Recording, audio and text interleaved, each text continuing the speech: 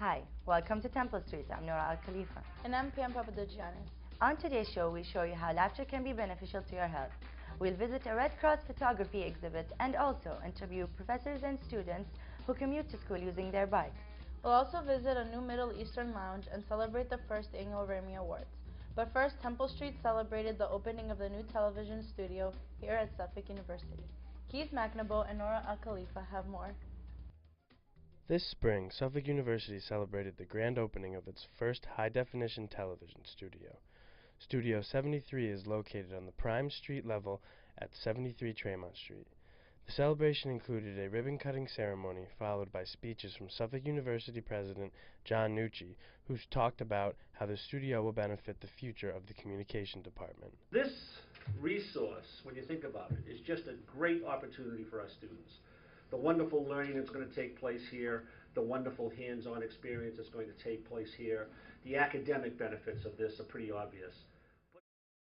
Dr. Bob Rosenthal of the Communication Department spoke on behalf of the department and said how thrilled he is to finally have the project complete. It's wonderful. Can you tell? I feel like I've just had a child myself. This is absolutely amazing. It is one of the best moments that I have had in my 25 years here at Suffolk, and I'm so happy that you can all be here to share it with our department. The much-needed studio boasts 660 square feet and is equipped with 3 high-definition television studio cameras, a high-tech lighting grid, and a state-of-the-art live edit control room. The studio will be used for various classes in the communication department, including broadcast journalism and television production classes. Our very own Temple Street now uses Studio 73, and in the future will also be used by local broadcast television stations for taping interviews. Media Lab Director and mastermind behind the studio, Jason Carter, said, "The new studio is, quote, the greatest thing since sliced bread for Suffolk." For Temple Street, I'm Keith McNaboe. I'm very happy to be here to be actually taping a show from this lovely new studio. Yeah, it's amazing to be here. You may have been one of the many donating blood to the American Red Cross. Marcia and Pam visited their special photography exhibit titled From Solferino to Guantanamo, 145 Years of Photography. Marcia Reardon has the story. Suffolk University's Law School hosted the first U.S. Red Cross exhibit From Solferino to Guantanamo, 145 Years of Red Cross Photography. Dimple Rana and Amelia Arborg from the Mass Bay chapter of the American Red Cross were kind enough to speak with Temple Street. It is actually the first time in the U.S. Boston was chosen to be the first city on the tour that it's on here in the U.S. After Boston, the exhibit will travel to Miami, and then to Seattle, and then San Francisco will be the last stop before it goes off to Russia. In terms of a memory of humanity, From Solferino to Guantanamo came together because of the work that goes on around the world. There are conflicts every day. There are people who are living in dangerous conditions every day, and the Red Cross is there to help and to bring comfort in those situations. So there's a collection of impressive work that is in our ICRC museum, and how it came together was that this was curated and the work was put together by the museum. The photographs are from the International Red Cross Museum based in Geneva. There are 188,000 photographs in total, 86 of which were chosen by a committee and brought to the United States. Many who visited the gallery may have seen these emotional photographs. We had a chance to speak to a woman who told us her reaction after visiting the gallery. First coming into the exhibit and seeing the pictures was kind of shocking, because there are a lot of pictures in here that have a lot of emotional weight to them. But walking around as the images change, as it gets into color, the images bring a greater message of hope. Reporting for Temple Street, I'm Marcia Reardon. Thanks, Marcia. That was very interesting. With gas prices so high and Suffolk University being a commuter school, students and professors have found a new way to save money and the environment. Joel Messer and Andrew Snyder have the story. Every day, approximately 350,000 Bostonians have to make their way to work. 9% of Bostonians commute to work using public transportation. 73% of people who live further outside of the city drive to work. The remaining 5% utilize alternative means of transportation, including walking or riding their bicycle. According to Bicycling magazine in 2006, Boston was ranked for the third time one of the worst cities in the country to ride a bicycle. Kryptonite Log states that Boston rates third in the nation for the highest bike deaths. Taking the lead are New York City and Chicago. Despite the statistics, Bostonians are still biking. Temple Street went to find out why current biking commuters kept pedaling. Not only is it a great way to get exercise, especially being a busy student, but it does save money. Train fare, car. I don't have a car, so I bike. It's good for the environment. I don't waste anything. I don't drive a car, so I don't have to pay for gas, and I know we have a little crisis with that right now and how expensive it is. It's fun. It's probably why I do it, mainly. It's relaxing. I get here faster than I do by mass transit. It's cheap. It's great exercise. And environmentally, it's a good thing as well. So if you add up all those factors, it's really a wonderful way to commute, and I do it throughout the year. So I think it's a great benefit for me, and I also feel that I'm contributing somewhat to a better environment. Suffolk University has started a student-run group called Suffolk Bikes, which encourages students to take advantage of the nice weather and avoid driving. Suffolk Bikes is a student group. It's just to promote awareness about it. We want to just make it more accessible, more open, and as many people as possible on bikes. It's a commuter school. Everyone lives within biking distance. There's, again, like no reason not to. And we feel like the school could just be so much more productive if that many more people on bikes. If biking gets a lot of awareness and stuff, then people will realize like it's just as important as cars and the T. Why pay for something that runs when it wants to run? When you can get free, you get an exercise, you have fun, wind in your hair. Suffolk University professor Kevin Carrigy bikes to and from Suffolk on a daily basis. I try to ride every day. I mean, I think it would be great if more faculty, more staff, more students, commuter students, use bikes as a way to get to and from campus. I think that would be great for the city, it would be good for the students and for the faculty and staff. With a minimum amount of bike lanes and oftentimes hostile drivers, Boston has gained a poor reputation amongst cyclists. In my experience and from talking to other bike riders is the taxi drivers. Seriously, one of them hit me, they hit lots of bike riders. One of them said, oh, he only hit the biker to teach him a lesson, not to kill him. Like that makes a difference. In my opinion, Boston is not a safe place to ride at all because there's no bike lane. Bostonians are infamous for being bad drivers, myself included. People don't understand general traffic laws like not blocking a intersection when a red light changes and things like signaling or not talking on their cell phones. Mayor Menino is taking aim to make Boston a biking paradise. He recently promised to improve bike safety and accessibility to bike racks around the city. He has even hired former Olympic cyclist Nicole Friedman as Boston's first bike czar. However, the 200 miles of new bike lanes will not be constructed until 2010. I see more and more people riding their bike, so it's just getting kind of crazy trying to fit all these different modes of transportation on the same street. Unfortunately, biker advocacy seems to be losing attention. Historically, the city's done very little for bicyclists. There's very few bike lanes. It's very rare for a Boston police officer to give a moving violation to a driver because he or she is cut off a bicyclist. The city promises changes, but they've promised changes in the past as well. So it's uncertain whether the city really will become a better place to bike. As the weather improves and summer comes to an official start, biking will be gaining popularity amongst commuters and avid cyclists. It is a win-win activity in our book. Stay safe. For Temple Street, I'm Tim Callanan. I think I just got inspired to start riding my bike. Me too, at least over the summer. Hey Pam, did you know that laughing can help you lose weight and decrease your stress? Really? I had no idea. Yeah, Tiffany Soon, Marcia Redden interviewed Professor Bhatia and got the skinny on the health benefits of laughter. Stressed, overworked, and underpaid. Then why are these students laughing?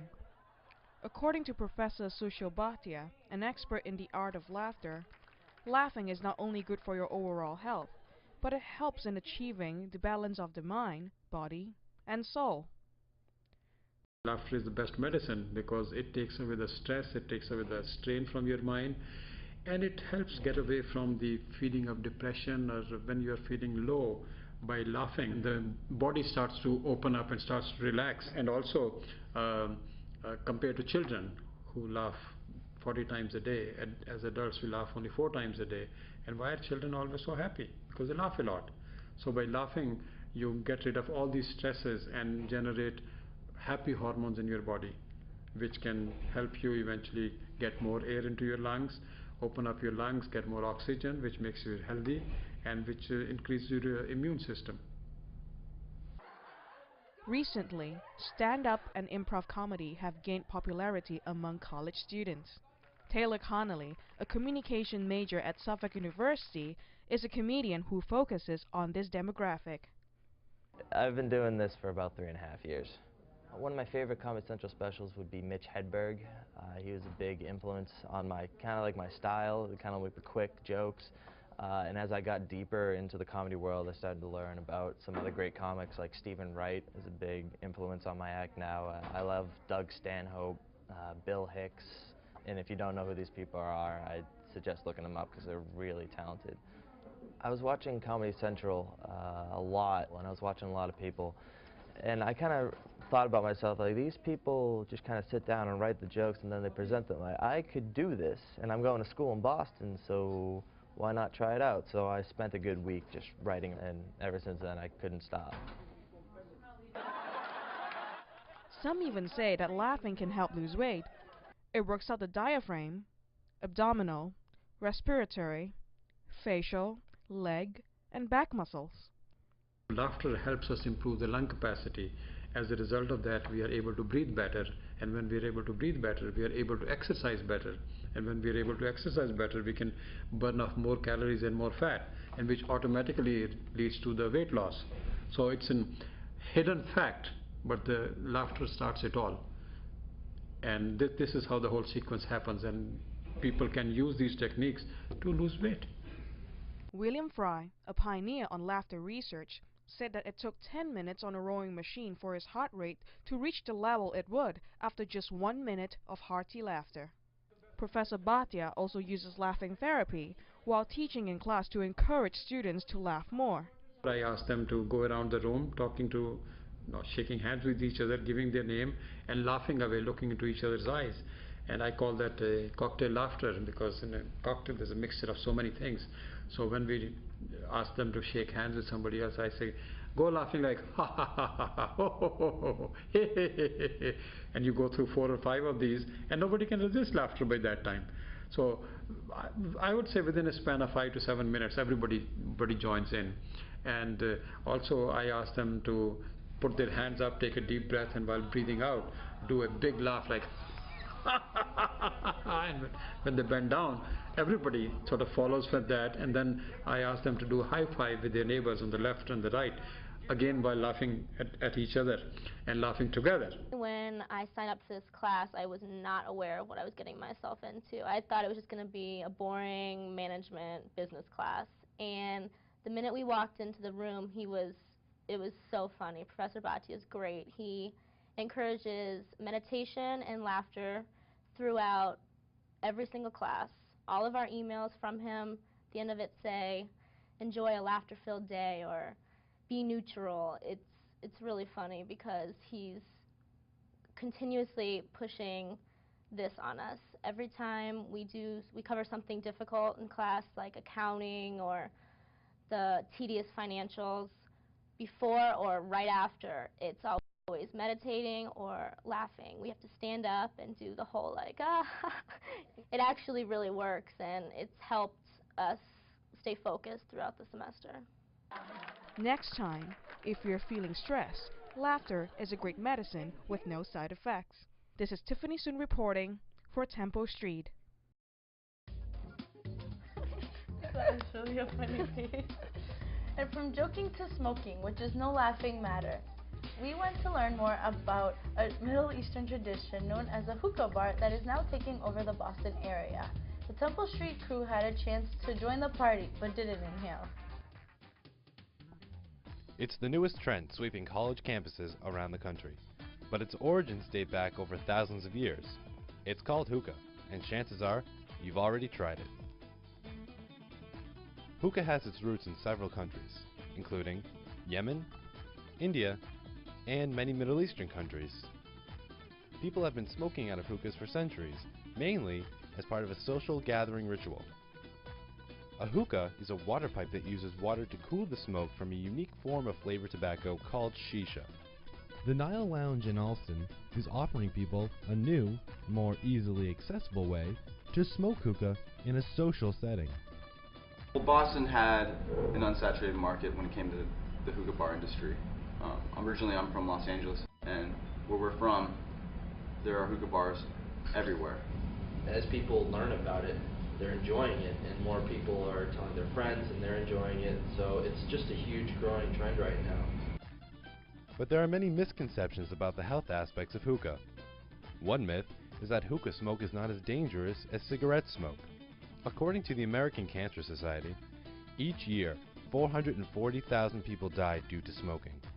That's more than alcohol, car accidents, suicide, AIDS, homicide, and illegal drug use combined. No smoke is good for you, but some people think that the water purifies the smoke, which is not true. Many of the toxins are not filtered out, and since hookahs are smoked over a longer period of time than that of a cigarette, the risks are greater. I've never heard of hookah being dangerous or anything for your health other than actual smoking and anything like that. Personally, I really do like hookah. I prefer cigarettes to hookah. I think it's just a matter of personal taste. I just prefer it. I like it better. Yeah, just every now and then come and hang out. It's a nice place to socialize. I think that in some respects it can be safer, but when it comes down to it, it is still tobacco, and it does have its inherent dangers. I would tell any newcomers who are new to hookah to, if you aren't interested in the least bit, to at least try it out once. And it's not for everybody, but who knows, you may enjoy it. I can't say it's all bad, but if it's not for you, then it's not for you. But if you're willing to try it out. So, is hookah good for you? Probably not. But people find it relaxing and a new way to hang out with friends. And one thing is for sure, America is slowly becoming hooked on hookah. For Temple Street, I'm Tim Callanan. This just made me miss my home in Bahrain. Finally, on today's show, the Department of Communication and Journalism hosted the first annual Rammy Awards. Tim Callanan has the story. And the Rammy goes to, and the Rammy goes to, the Rammy goes to Choo Choo by Matthew Thompson. The Communications Department at Suffolk is expanding its TV production and celebrating the new broadcast journalism track. The 07-08 school year has already seen a new Mac lab and a fully high-definition television studio. But perhaps the culmination of these additions came in the form of Suffolk's first award show. The first annual Rammy Awards featured student works in video production and boasted Norm LaViolette of the Improv Asylum as Master of Ceremonies. Did I have fun hosting the Rammys? Yes, I did. It was a lot of fun. It was a lot of fun. I mean, look, my job is about as easy and fun as it gets. So really, any chance that I get to step on stage and kind of be in front of people and joke around and speak to people, it's a blast. The show was a result of careful planning and organization by CGM professors and staff. Each entry was reviewed by experienced professors, judged, and categorized under the guidance of Media Lab supervisor Jason Carter. Well, this was our first ever Rammy Awards. The preparation, we just try to follow the similar path to what we thought award shows would be. So obviously we need to get entries, so we came up with categories. Best short and long news, best long and short narrative, photojournalism, music videos, some of that stuff. And then asked for entries, and we were really blessed to get a lot of applications for entries. And then we made DVDs of all the specific entries and sent them out to judges to judge specific categories, and they ranked them on a 1 to 10 basis, and we added all those scores and determined the nominees and then finally the winners.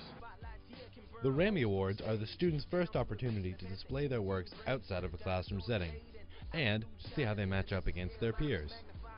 One of the organizing professors, Shoshana Badmani-Gerber, believes that this is a valuable learning experience for students hoping to break into the video production field. I think there are a few reasons for why the Rammy Awards is so important to students. First of all, it's an opportunity for us, that professor and the student, to celebrate each other's work, and gives the students the opportunity to see what their friends are working on outside of their classroom experience.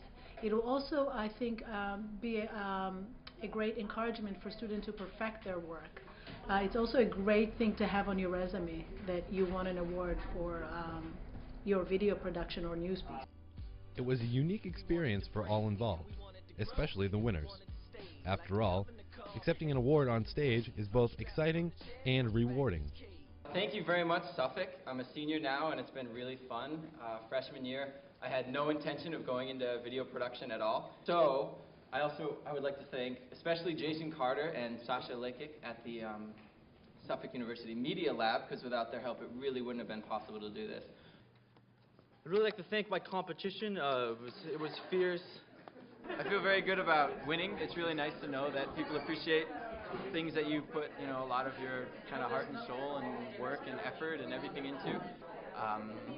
What's next for me is I'm graduating and I'm going to keep doing music videos, and hopefully they'll keep getting better and someone will want to hire me. Give me a job. Feels great to win a Rammy. A lot of hard work, and it's nice to, see people like it. You always like your stuff, but you never know if people like your stuff, so it's good. And the Rammy goes to... You're gonna have to wait until next year. This is Tim Callanan.